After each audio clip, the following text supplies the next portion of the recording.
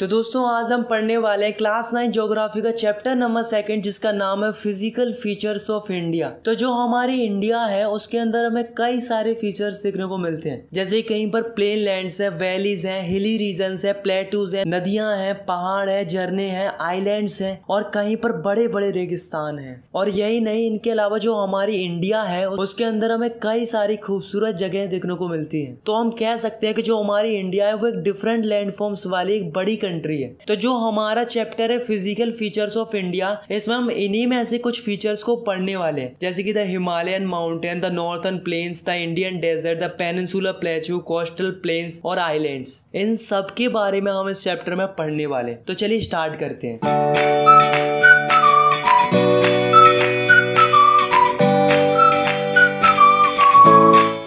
तो हमारे चैप्टर की शुरुआत होती है द हिमालयन माउंटेन से। तो जो हिमालयन माउंटेन्स है वो यांग एंड स्ट्रक्चरली फोल्ड माउंटेन्स है। यांग इसलिए है क्योंकि ये अदर माउंटेन्स के कंपैरिजन में जल्दी फॉर्म हुए हैं, और स्ट्रक्चरली फोल्ड इसलिए है क्योंकि ये टेक्टोनिक प्लेट्स के टकराने के कारण बने थे। अगर हम इंडिया में देखें तो ये यहाँ से लेकर यहाँ तक हिमालयन माउंटेन्स फैले हुए हैं। इनके बेस्ट से एक रिवर निकलती है जिसका नाम है इंडस रिवर। तो ये वाली जो रिवर है जो आप देख रहे हो वही कौन सी रिवर है? Indus river. और इनके ईस्ट की तरफ से एक और रिवर निकलती है जिसका नाम है ब्रह्मपुत्र। तो ये जो हिमालयन माउंटेन्स है वो काफी बड़े बड़े हैं और इंडिया के अंदर काफी लंबे लंबे इलाके तक फैले हुए हैं। मतलब यार आप खुद ही देखो, यहाँ से लेकर यहाँ तक की जो लंबाई है वो है 2400 किलोमीटर। तो यार आप इससे अंदाजा लगा सकते हो कि यार इंडिया कितना लंबा पोर्शन हिमालयन माउंटेन ने कवर करके रखा है। अब यहाँ पर जो माउंटेन्स है वो काफी ज्यादा है और इधर आते आते माउंटेन्स कम होते जाते हैं। मतलब कश्मीर की तरफ इनकी ब्रेड्थ है 400 किलोमीटर, वहीं दूसरी ओर अरुणाचल प्रदेश की तरफ इनकी ब्रेड्थ हो जाती है 150 किलोमीटर। तो इससे हमें क्या पता चलता है कि इधर के कंपैरिजन में इधर ज्यादा माउंटेन्स है। तो जो हिमालयन माउंटेन्स है वो 3 पैरेलल रेंजेस में बटे हुए हैं। तो जो ऊपर वाली रेंज होती है उसे हम बोलते हैं हिमाद्री और इसको बोलते हैं हिमाचल, और जो सबसे नीचे होती है उसे हम बोलते हैं शिवालिक। तो सबसे पहले हम बात करते हैं हिमाद्री की। तो इस रेंज के अंदर जो माउंटेन्स आते हैं वो काफी बड़े बड़े होते हैं। इनकी एवरेज हाइट 6000 मीटर्स के अराउंड होती है, इसलिए इन्हें ग्रेटर और इनर हिमालय भी कहते हैं। ये पूरे साल बर्फ से ढके हुए होते हैं और ये जो माउंटेन्स है वो ग्रेनाइट के बने हुए होते हैं। अब थोड़ा नीचे आते हैं और बात करते हैं हिमाचल की। तो ये वाले जो माउंटेन्स होते हैं वो हिमाद्री रेंज से नीचे आते हैं। इन्हें लेजर हिमालयास भी कहा जाता है। इनकी एवरेज हाइट 3700 मीटर से लेकर 4500 मीटर्स के अराउंड होती है। अब बात करते हैं शिवालिक्स की। तो इनकी जो हाइट होती है वो 900 से 1100 मीटर के अराउंड रहती है। और दोस्तों खास बात तो ये है कि जो शिवालिक रेंज के जो माउंटेन्स होते हैं वो एलुवियम सॉइल के बने हुए होते हैं, यानी कि मिट्टी के बने हुए होते हैं। अब ये जो हमारे हिमालयन माउंटेन्स है इनको एक और तरीके से बांटा जा सकता है, वो है एरिया वाइज। तो जो इंडस रिवर है और ये जो सतलुज रिवर है, इन दोनों के बीच में जो माउंटेन्स वाला एरिया है उसे हम बोलते हैं पंजाब हिमालयास। और सतलुज रिवर और काली रिवर के जो बीच वाला एरिया है उसे हम कुमाऊं हिमालय बोलते हैं। ऐसे ही काली रिवर और तीस्ता रिवर के बीच वाला जो एरिया है उसे हम बोलते हैं नेपाल हिमालयस। और जो तीस्ता और दिहांग रिवर के जो बीच वाला एरिया है उसको हम बोलते हैं असम हिमालयस। अब यार आप यहाँ पर देखो, तो ये जो हमारे हिमालय माउंटेन्स है वो यहाँ से लेकर यहाँ तक लगभग स्ट्रेट लाइन में, पर ईस्ट में आते आते ये अचानक बैंड हो जाते हैं और वहां पर एक बाउंड्री बनाते हैं। तो ये वाले जो माउंटेन्स होते हैं तो इनको ही हम क्या बोलते हैं? पूर्वांचल बोलते हैं। और यहीं पर पटका हिल्स, नागा हिल्स और मिजो हिल्स ये सब यहाँ पर प्रेजेंट है। द नॉर्थर्न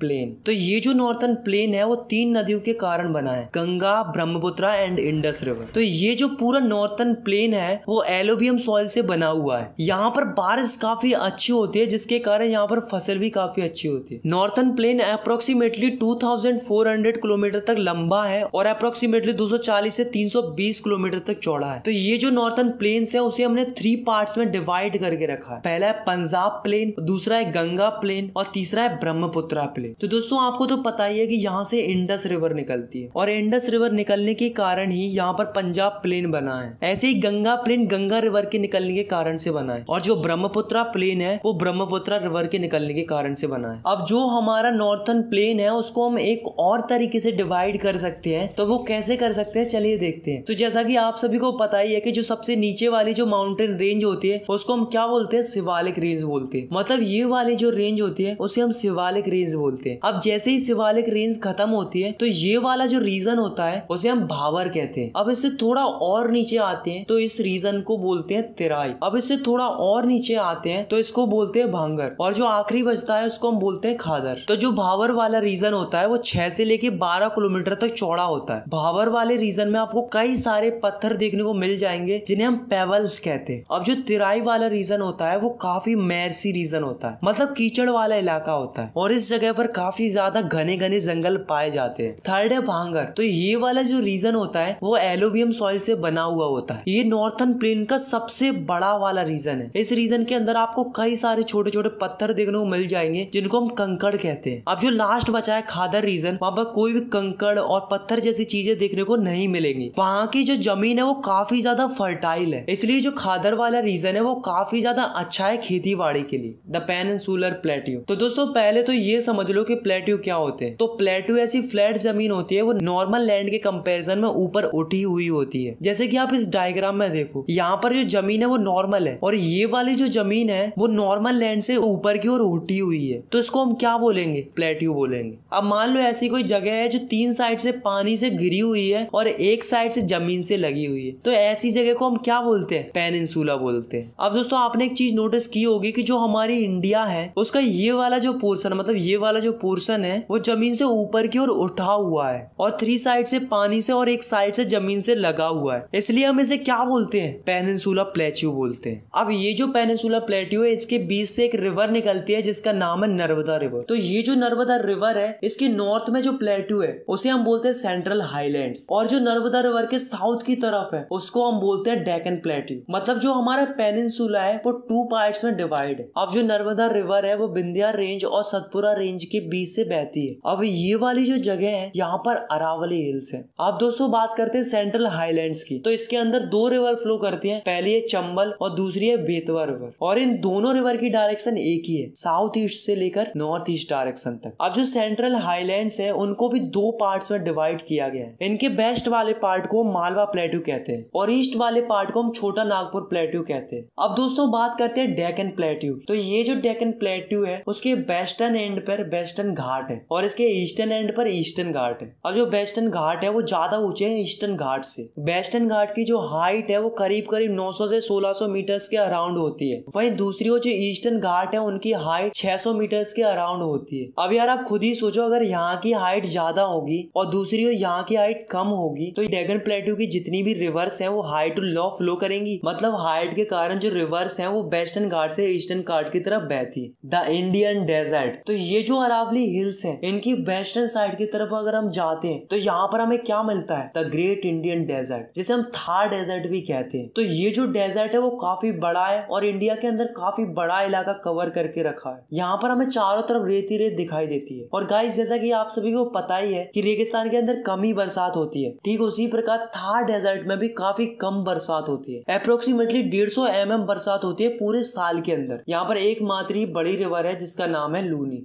अब दोस्तों बात करते हैं कोस्टल प्लेन्स की। तो ये जो कोस्टल प्लेन्स हैं वो अरेबियन सी से बे ऑफ बंगाल तक है। तो जो कोस्टल प्लेन्स वेस्ट की तरफ है तो उन्हें हम क्या बोलते हैं, वेस्टर्न कोस्ट बोलते हैं, और जो ईस्ट की तरफ है उन्हें हम क्या बोलते हैं, ईस्टर्न कोस्ट बोलते हैं। अब ये वाली जो ईस्टर्न कोस्ट है वो ज्यादा वाइड है as compare to western coast की, क्योंकि ज्यादातर रिवर ईस्टर्न कोस्ट की तरफ ड्रेन होती है। अब जो वेस्टर्न कोस्ट है उसे 3 हिस्सों में बांटा गया है। पहला है कोंकण कोस्ट और दूसरा है कन्नड़ प्लेन और तीसरा है मालाबार कोस्ट। सिमिलरली जो ईस्टर्न कोस्ट है उसे भी 2 हिस्सों में बांटा गया है। तो जो नॉर्थ की तरफ है उसे हम नॉर्थर्न सरकार कहते हैं और जो साउथ की तरफ है उसे हम कोरोमंडल कोस्ट कहते हैं। अब जो लास्ट है वो है द आइलैंड। तो जो इंडिया है उसके 2 ग्रुप्स ऑफ आइलैंड है। तो जो फर्स्ट आइलैंड ग्रुप है वो है लक्षद्वीप आइलैंड जो कि अरेबियन सी के अंदर है, और दूसरा आइलैंड ग्रुप है वो है Andaman and Nicobar island group जो कि वे ऑफ बंगाल में लोकेटेड है। तो पहले हम बात करते हैं लक्षद्वीप आइलैंड्स की। तो ये वाले जो आइलैंड्स होते हैं इनका नाम पहले लेकाडाइप, मिनीकॉय, अमिनडीबी था, पर बाद में 1973 में इन सब आइलैंड्स का नाम बदलकर लक्षद्वीप आइलैंड्स कर दिया गया। लक्षद्वीप आइलैंड्स का टोटल ज्योग्राफिकल एरिया है 32 स्क्वायर किलोमीटर, और जो लक्षद्वीप आइलैंड आइलैंड की जो कैपिटल है वो है कावारत्ती। अब बात करते हैं अंडमान एंड निकोबार आइलैंड्स की। अब जो आइलैंड्स नॉर्थ की तरफ है उन्हें हम बोलते हैं अंडमान आइलैंड्स, और जो आइलैंड साउथ की तरफ है उन्हें हम बोलते हैं निकोबार आइलैंड्स। तो जो अंडमान एंड निकोबार आइलैंड्स है वहां पर काफी ज्यादा घने घने जंगल पाए जाते हैं। और तो और दोस्तों यहाँ पर एक ऐसा आइलैंड भी है जहाँ पर आज भी एक एक्टिव वोल्केनो है। तो जो हमारे फीचर्स हैं इंडिया के वो काफी ज्यादा रोल प्ले करते हैं हमारे लिए। जैसे कि जो प्लेटू होते हैं उनसे हमें काफी सारे मिनरल्स मिलते हैं, और जो हमारे हिमालयन माउंटेन्स है वो हमें प्रोटेक्ट करते हैं ड्राई और कोल्ड विंड से। और जो